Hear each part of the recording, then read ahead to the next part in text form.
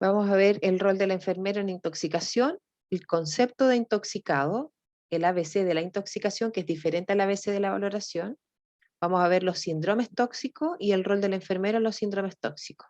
Bien, acá tenemos concepto de tóxico, es una sustancia sólida, líquida o gaseosa que determina un daño en el ser vivo.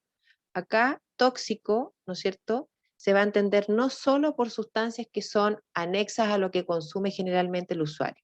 También están los medicamentos en dosis tóxica. Acuérdense que los medicamentos tienen dosis o una posología, ¿verdad? Que es esta dosis por peso que está indicada. Cuando nosotros nos pasamos de esa dosis o esa posología, el medicamento entra en una dosis de toxicidad, ¿verdad? Hay un rango de medicamento que es una dosis tóxica, que las declaran ahí los fabricantes.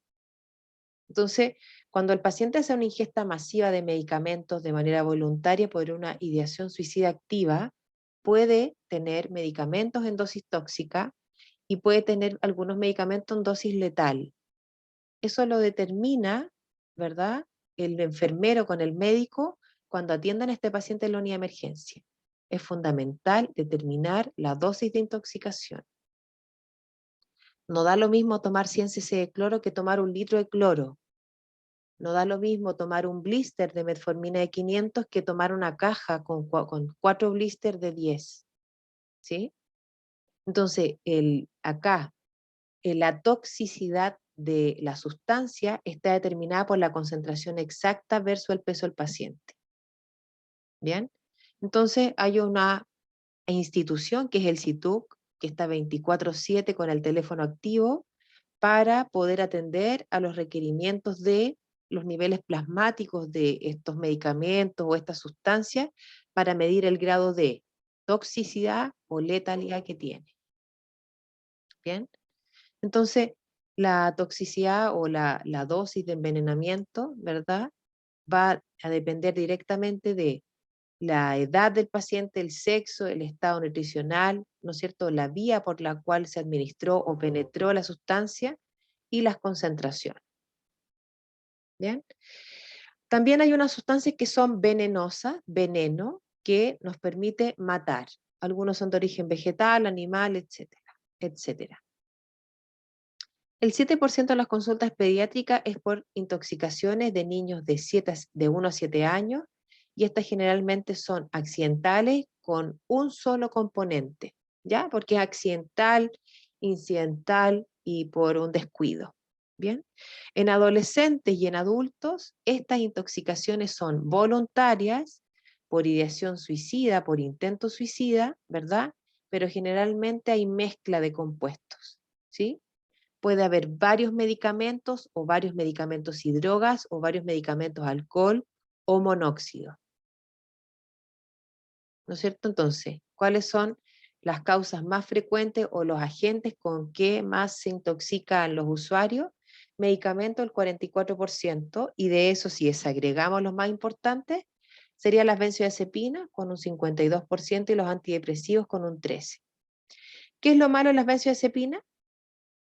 ¿Qué provocan? La alteración de la Adicción, conciencia como alteración de adicción la conciencia, ¿no es cierto? y puede llevar al coma, ¿Producen profe. depresión respiratoria? Mm. ¿Mm? Depresión respiratoria, compromiso de conciencia y, El coma, profe. Así. ¿no es cierto?, compromiso de conciencia y hipotensión, ¿verdad? Entonces, aquí hay varios frentes que atender simultáneamente, no sé si logran identificar. Los RAM de las benzodiazepinas son depresión respiratoria, hipotensión, alteración de conciencia. O sea, tengo que hacer muchas intervenciones en paralelo en este usuario que está bajo los efectos de un antidepresivo o de una benzodiazepina. Lo malo es que súmele a todo eso de las benzodiazepinas que los antidepresivos además provocan alteración del ritmo cardíaco. ¿Sí? Los antidepresivos tricíclicos alteran el intervalo QT, prolongan el potencial de acción y provocan arritmias. ¿Ya? Por lo tanto, no da lo mismo si el paciente usa un antidepresivo tricíclico o no. No da lo mismo una intoxicación masiva por fármacos que contengan tricíclicos a que no los contenga. Y como Profe, ¿cuál sería Ujú, un ejemplo de tricíclico? la amitriptilina, Ya. la amitriptilina, y esta es una disyuntiva que tienen siempre los psiquiatras, los médicos que indican esos medicamentos, porque en el fondo le están indicando a un depresivo, ¿verdad? La mejor forma de matarse, porque están administrando o dejando en manos de una persona con una labilidad emocional importante, ¿verdad? Un medicamento que si se ingiere en dosis importantes puede provocar la muerte.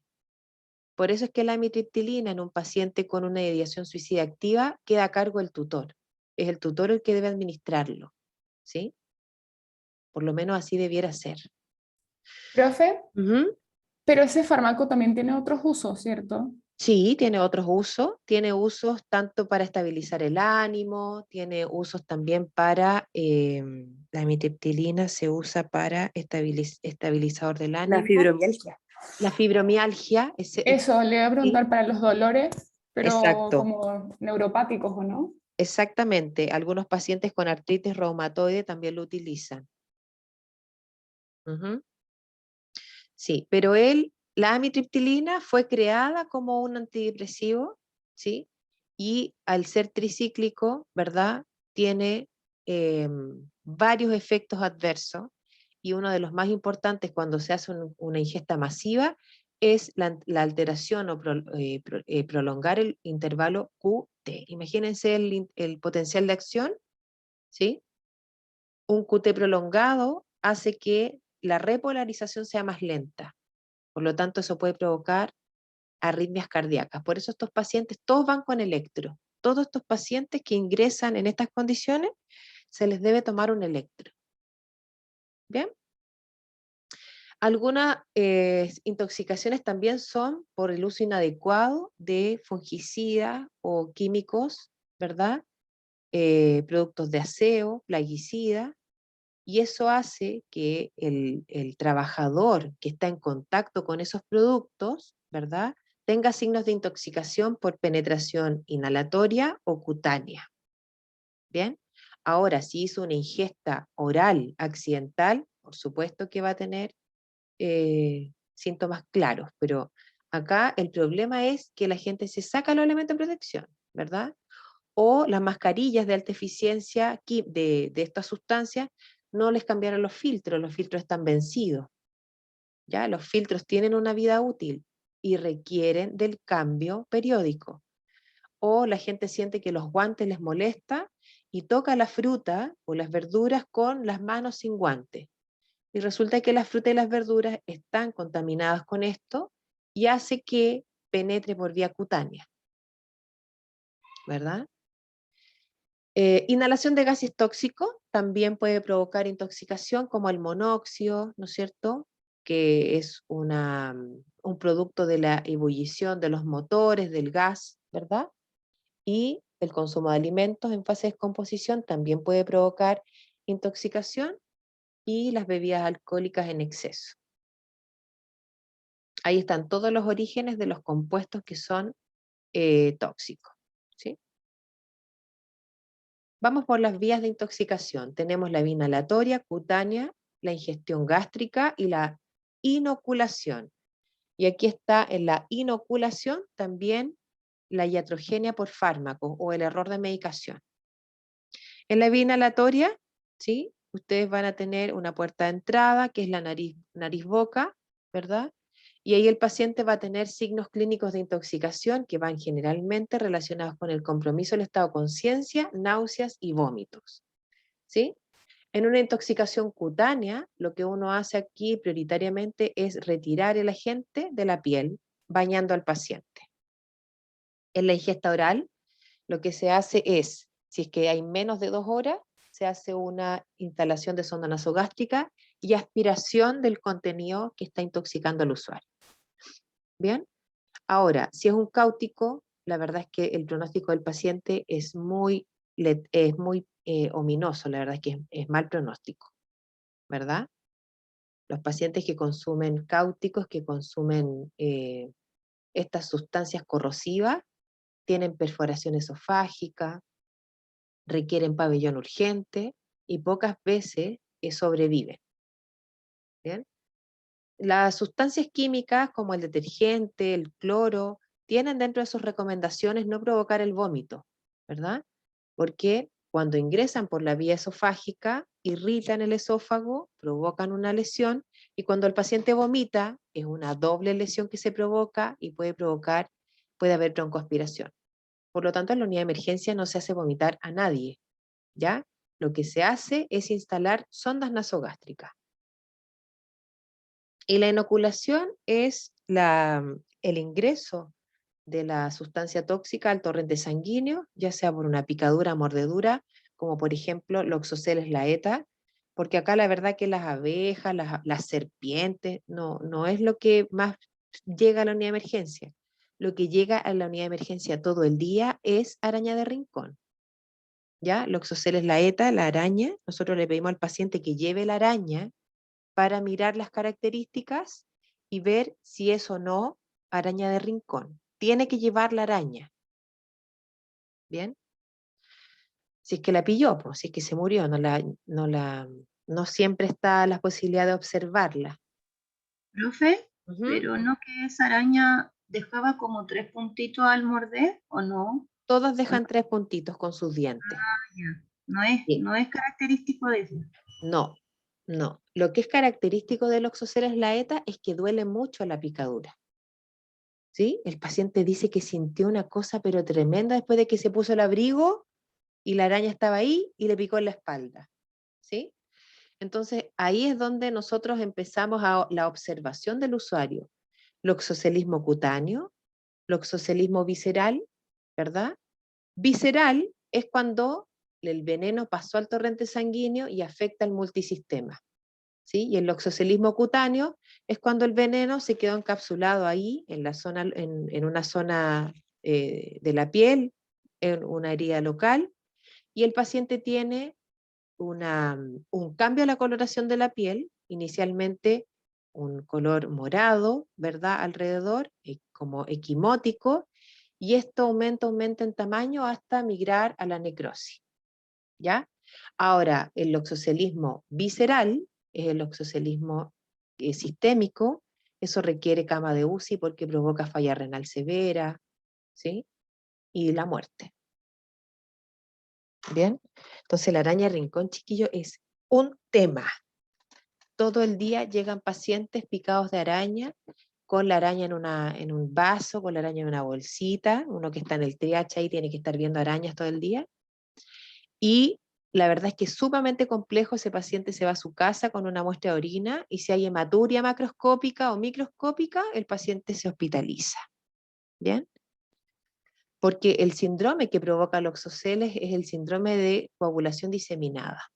¿Sí? Altera completamente los factores de la coagulación y la coagulación del paciente.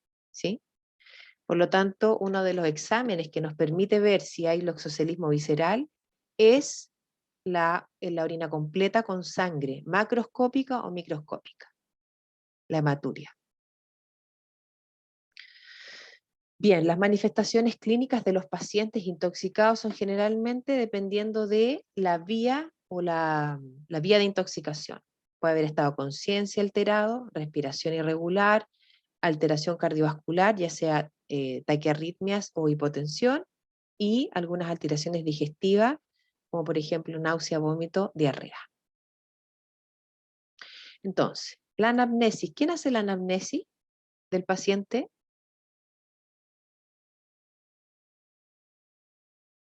¿Nosotros? Hay una anamnesis médica, ¿verdad? Y hay una anamnesis de enfermería, ¿sí? La anamnesis de enfermería debe ser completa. La anamnesis de enfermería debe ser completa. ¿Qué debe incluir? Debe incluir qué consumió el usuario, cuándo, cómo lo consumió, cuándo, ¿sí? Cuánto y cuándo, dónde, ¿sí? ¿Qué otros medicamentos toma el usuario para hacer el cruce de las RAM? ¿Tiene alguna alergia? Para hacer el cruce de las alergias. ¿Está embarazada? Para hacer el cruce de la teratogenia, ¿no es cierto? Si esta paciente está embarazada y consumió medicamentos, ¿esos medicamentos llegan al bebé? ¿Sí?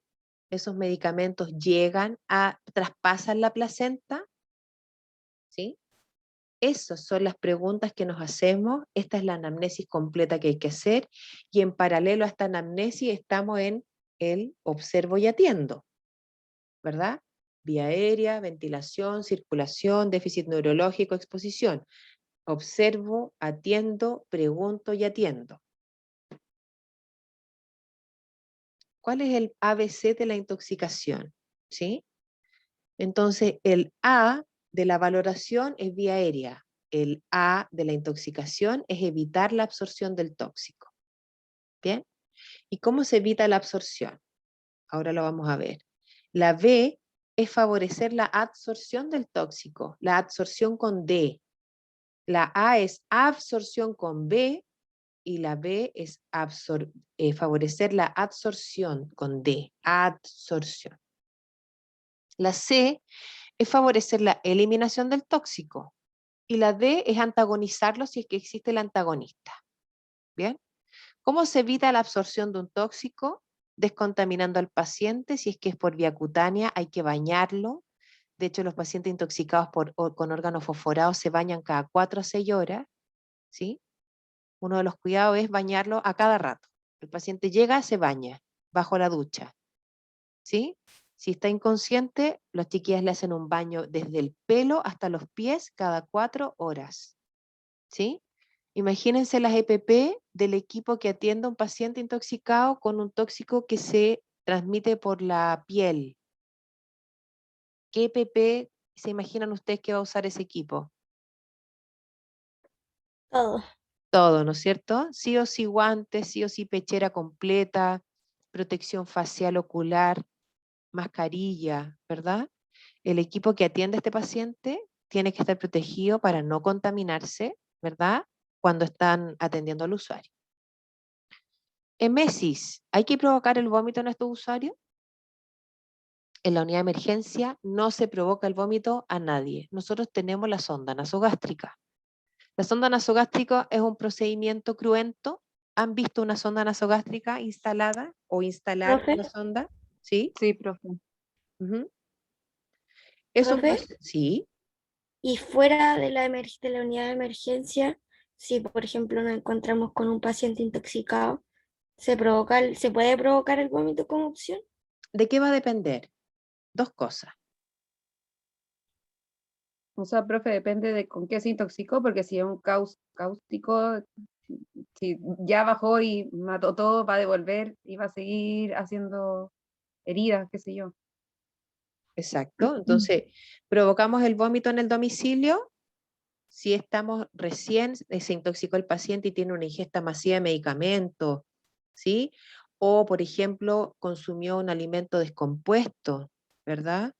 Y fue accidental y quieren provocar el vómito, ningún problema, ¿ya?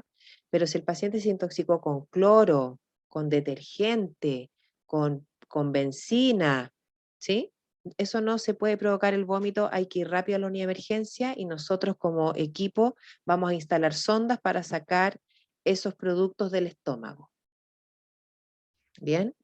¿Y en qué otro caso, Javi, no se puede provocar el vómito? En pacientes que están comprometidos de conciencia con alteración de conciencia. ¿Bien?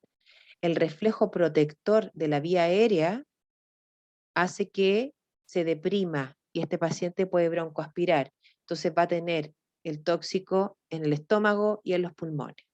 Neumonía química. ¿Ya?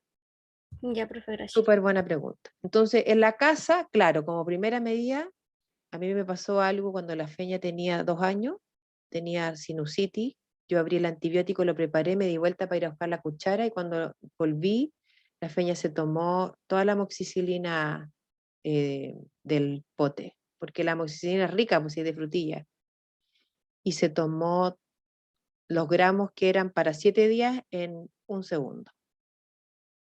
Entonces, cuando mi esposo la vio, lo primero que hizo fue provocarle el vómito y ella estaba tan muerta de la risa que no se reía y no podíamos hacerla vomitar. Tenía nervio. Y se hospitalizó durante 3 días en la UTI por para monitorizar la función hepática, sonda nasogástrica, carbón activado. Imagínense, para 2 enfermeros vivir esa experiencia es horrible. Entonces, en general, acá lo que se hace en el domicilio, ¿verdad? Tratando de provocar el vómito, quizás es entorpecer o favorecer la absorción, porque hay que ir rápido a la unidad de emergencia. ¿Sí? Entonces, si el paciente está consciente, vamos a introducir una sonda nasogástrica. Si el paciente está semiconsciente e inconsciente, también se hace, ¿ya? Porque tenemos que llegar al estómago. Pero generalmente en la literatura, en algunos lugares, dice que el paciente, solo en los pacientes conscientes se instala la sonda. Y la verdad es que la sonda nasogástrica es un procedimiento que se hace tanto para pacientes conscientes como inconscientes, porque queremos llegar al estómago. ¿Bien? El lavado gástrico. ¿Qué es lavado gástrico, chiquillos? Lavar el estómago, ¿no es cierto? Entonces, ¿cómo se lava el estómago? El estómago se lava con una sonda nasogástrica que puede ser calibre 18-16 en adulto, que es la roja o verde, que son las más gruesas. Y aquí aspiramos, aspiramos, aspiramos todo lo que está en el estómago hasta que no salga nada. Luego instilamos entre 200 y 300 cc, pero paulatinamente. ¿Sí? Jeringas de 60 de a 2.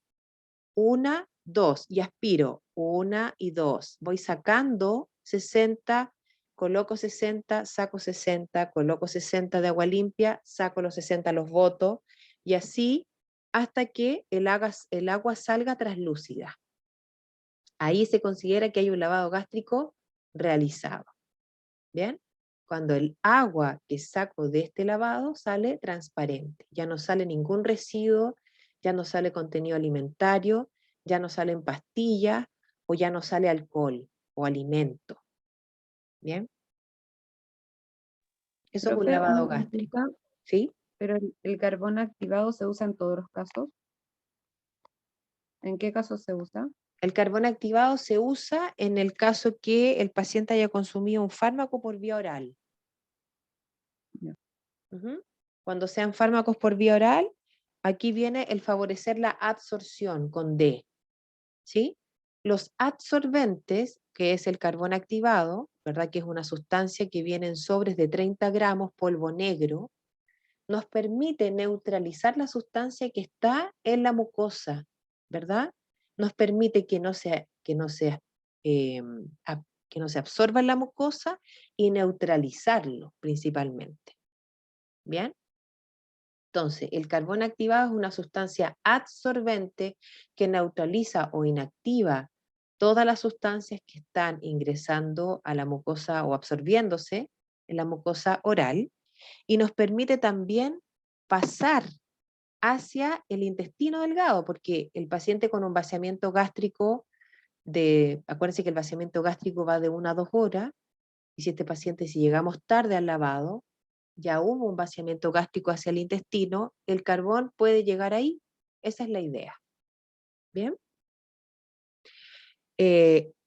Entonces, el carbón activado, la dosis es de 1 gramo por kilo. La presentación del carbón son sobres liofilizados de 30 gramos. Por lo tanto, hay que prepararlo diluido en agua.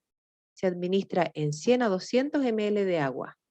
No más, no más. Esta es la concentración, porque más significa distender mucho el estómago. Acuérdense que esto lo vamos a administrar por la sonda nasogástrica y queda ahí.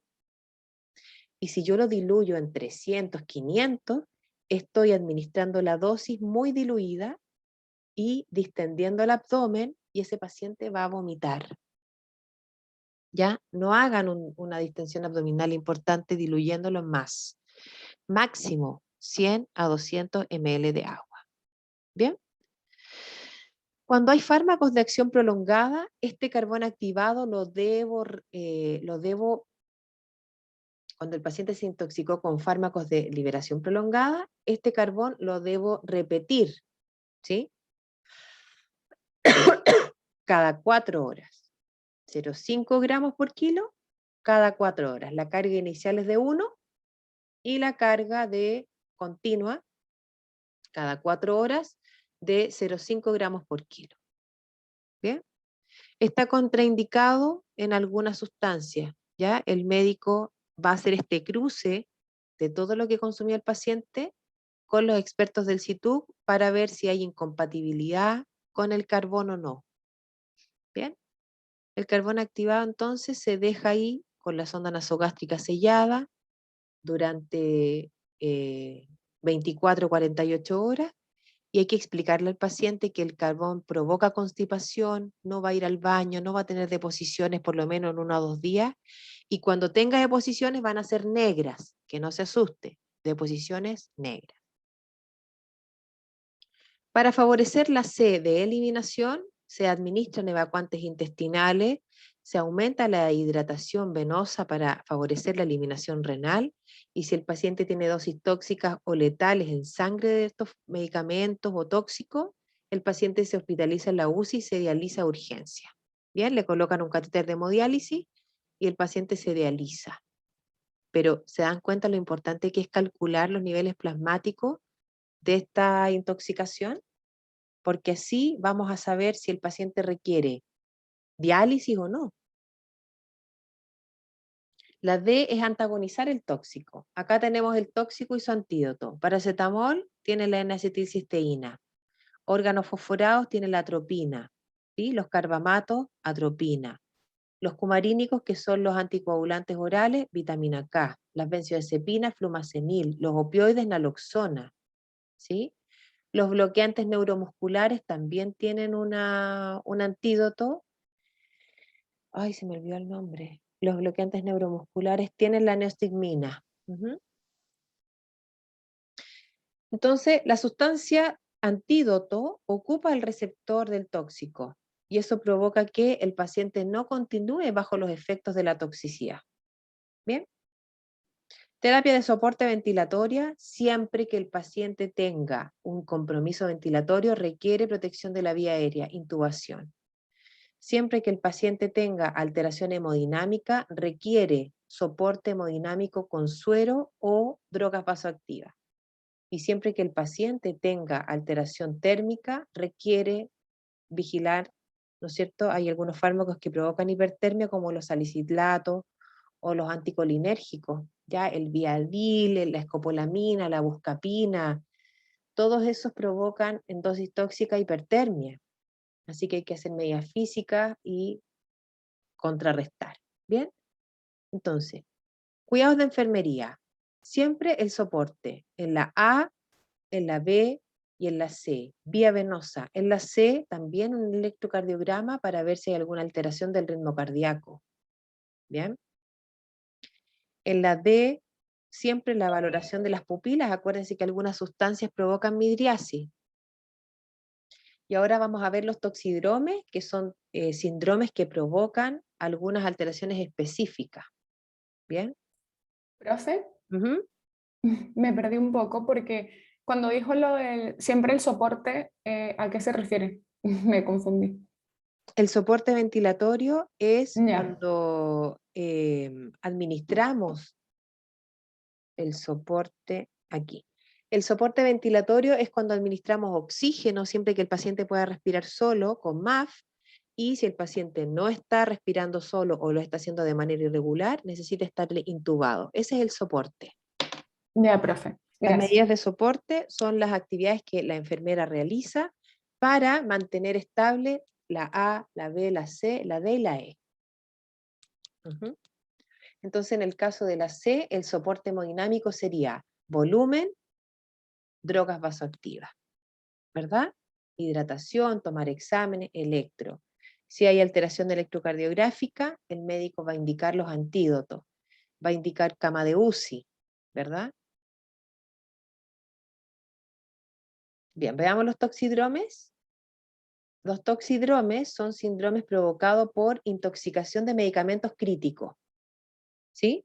Por anticolinérgicos, colinérgicos, opioides, sedantes hipnóticos, catecolaminérgicos o serotoninérgicos. ¿Ya? Cuando el paciente se intoxica con fármacos críticos, se evidencian los síndromes o toxidromes.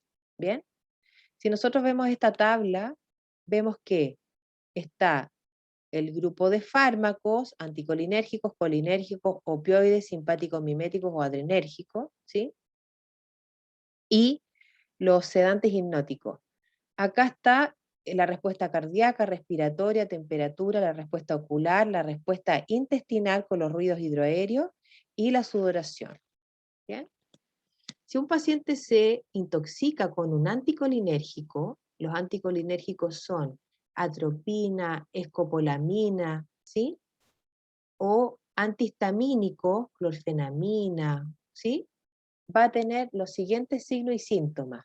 Desde el punto de vista cardíaco puede haber alteración del ritmo cardíaco, taquiarritmias. No va a haber alteración respiratoria, puede haber hipertermia, va a haber midriasis, ausencia de movilidad o ruidos intestinales, acuérdense que es un anticolinérgico, y puede haber sequedad bucal. En los colinérgicos, como por ejemplo la intoxicación con órganos fosforados, carbamazepina, ¿verdad? Vamos a tener un paciente que, si bien no hay cambios ni respiratorios, ni cardíacos, ni en la temperatura, ¿verdad? Puede haber miosis y aumento del ruido hidroaéreo, diarrea y diaforesis. El paciente que se intoxica con opioides va a tener bradicardia, depresión respiratoria, piel fría, ¿sí? Va a tener miosis, ausencia de ruidos intestinales a la auscultación y piel seca. Bien, constipación también. Un paciente que se intoxique con simpático-meméticos o adrenérgicos, acuérdense que estos son los estimulantes, ¿ya? Por ejemplo, cafeína, cocaína, anfetaminas, va a tener una alteración del ritmo cardíaco, arritmias, va a tener un aumento de la frecuencia respiratoria, taquipnea, polipnea o Kussmaul, hipertermia, midriasis, aumento de los ruidos hidroaéreos, diaforesis. ¿Bien? Y un paciente que se intoxique con sedantes hipnóticos va a tener bradicardia o disminución del ritmo cardíaco o hipotensión, depresión respiratoria, piel fría y pálida, no hay cambio en las pupilas, no hay ruidos hidroaéreos, o sea, constipación, ¿verdad? Y piel seca. ¿Bien? Entonces, los toxidromes se manifiestan igual de acuerdo al tipo de grupo farmacológico y ustedes van a poder contrarrestar, ¿verdad? Entonces, llegó un paciente intoxicado con escopolamina. Usted inmediatamente se recuerda de esta clase y dice un anticolinérgico, ¿verdad? Voy a tener toda esta respuesta en el paciente, ¿sí? Entonces me tengo que adelantar a todo esto. El paciente se intoxicó con un opioide, me tengo que adelantar a todo esto que está acá, ¿verdad? Paciente intoxicado con un sedante hipnótico, me adelanto a todo esto, ¿verdad?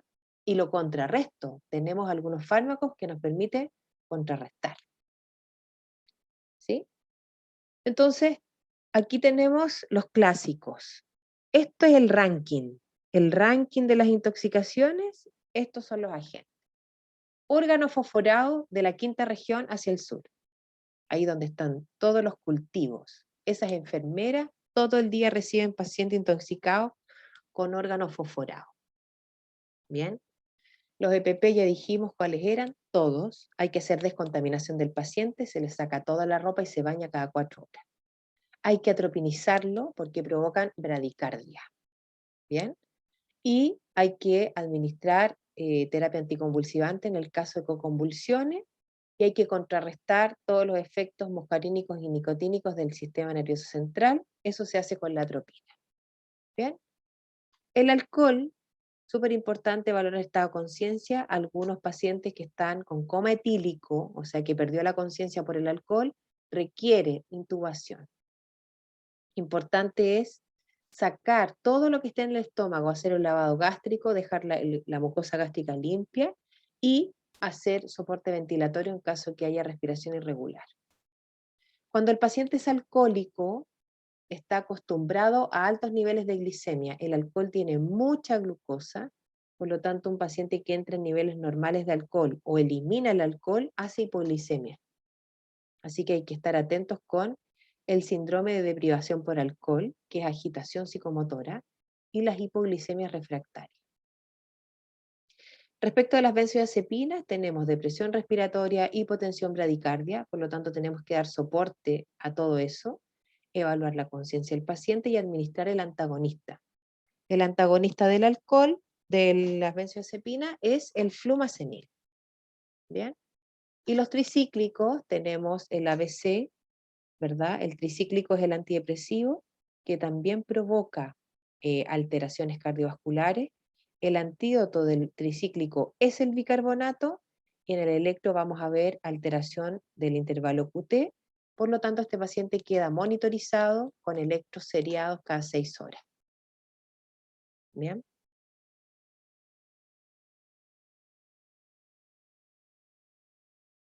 Deterioro de la respiración espontánea cuando el paciente tiene depresión respiratoria. Patrón respiratorio ineficaz cuando el paciente tiene una intoxicación por vía inhalatoria. Disminución del gasto cardíaco cuando el paciente tiene un toxidromio anticolinérgico y tiene bradicardia. Alteración de un síndrome adrenérgico cuando tiene taquicardia, ¿sí? Y aquí, un síndrome opioide cuando tiene intoxicación por opioides. ¿Ya? Eso puede hacer disminuir el gasto cardíaco. Ustedes lo van a ver pálido, frío, sudoroso, bradicárdico. O extremadamente taquicárdico. Alteración de la termorregulación, en el caso de la hipertermia, temor y confusión aguda. Y aquí me voy a detener 2 segundos, me quedan un minutito para hacer referencia al estado del paciente. Este paciente es un paciente lábil, un paciente con ideación suicida, intentó suicidarse, llega a la unidad de emergencia después de casi haber perdido la vida, por lo tanto requiere que usted como enfermero ahí esté firme, ¿no es cierto?, para apoyarlo. No es el momento del cuestionamiento, no es el momento de indagar en la causa, ¿sí? Usted debe ser prudente, ese es un momento crítico para el paciente.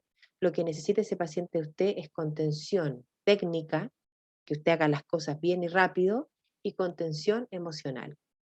Los cuestionamientos respecto de la causa, el motivo, la forma, la hora, el tipo, no sé qué, no son en la unidad de emergencia, ¿sí? Para eso están los especialistas. Está el psiquiatra, está la psicóloga, ¿verdad? Este paciente debe tener una derivación, no se da de alta hasta que esté listo y derivado y evaluado por el psiquiatra. En las unidades de emergencia llega el psiquiatra si es una unidad de emergencia privada, y en las unidades de emergencia públicas, en algunas hay psiquiatras y en las que no, ese paciente se va con interconsulta al psiquiátrico de Independencia para que lo evalúe el psiquiatra, o se va con interconsulta al psiquiatra del Barros Luco, o se va con interconsulta al psiquiatra del Salvador, o sea, ese paciente se va de alta siempre y cuando tenga una evaluación psiquiátrica. ¿Bien? No puede pedir el alta, no se puede fugar, hay que estar atento con este usuario, ayudarlo, ¿sí? Contenerlo emocional y quizás físicamente con medidas de sujeción, si es que no está en sus 5 sentidos para atender o para entender la terapia que se va a iniciar. ¿Bien? No sé si me entienden esa parte. ¿Sí? Sí, profe. Sí, profe. Perfecto. Acá no es el momento de cuestionar, sino que de apoyar y de atender. Para eso está la enfermera, ¿verdad? Para dar Profe, la mano, atender. ¿Sí? pero si usted dice que no se puede ir de alta y no puede dar el alta y que en el servicio público debe ser derivado de interconsulta porque casi nunca está el psiquiatra en la unidad de urgencia, Sí. ¿cómo se maneja ahí? O sea, porque no se puede dar de alta, se hace la interconsulta de forma interna y se mantiene ahí en la urgencia. Sí. Cuando está estable, cuando ya, por ejemplo, ya se administraron los medicamentos, no tiene alteración hemodinámica, ese paciente cuando sale de riesgo vital y está estable, se va en ambulancia a una interconsulta a ver al psiquiatra del Barros Luco, por ejemplo, y se devuelve se devuelve al hospital. Y dependiendo de lo que diga el psiquiatra, es si se va de alta o se queda hospitalizado. Por ejemplo, el psiquiatra dice, ideación suicida activa, hospitalizar. ¿Sí? Y el Ya, profe. hospitalizar, y en el hospitalizar es donde se activa la red de hospitalización psiquiátrica, porque estos pacientes no se pueden hospitalizar en cualquier unidad, ¿verdad? Nosotros hemos tenido la urgencia hospitalizado psiquiátrico y hay que estar con el familiar ahí, hay que tener al paciente con media sujeción en algunas ocasiones, ¿verdad? Y rápidamente se gestiona que se externalice la hospitalización en una unidad psiquiátrica especializada o la derivación al Hospital Psiquiátrico de Independencia, al Horvitz, por ejemplo, ¿sí? O a clínicas que tengan hospitalización en el caso que el paciente tenga ISAPRE. ¿Bien? Pero no se va a su casa hasta que lo vea el psiquiatra. ¿Bien? Sobre todo si tuvo una ideación suicida con ingesta masiva de medicamentos o con heridas cortantes, ¿verdad? Profe, y ahí ¿Mm? es súper importante lo que usted dice, como de, al final ellos ya se sienten mal, ya se sienten, o sea, físicamente ya están mal por intoxicaciones o qué sé yo. Y en mi ocasión personal, yo estuve con una paciente que la recibimos así y un médico en la sala de al lado empezó a burlarse. Entonces le fue a parar los carros como, oye, tenemos una paciente en el reanimador que está mal. Decía, me dicen, no, es que me cargan las locas.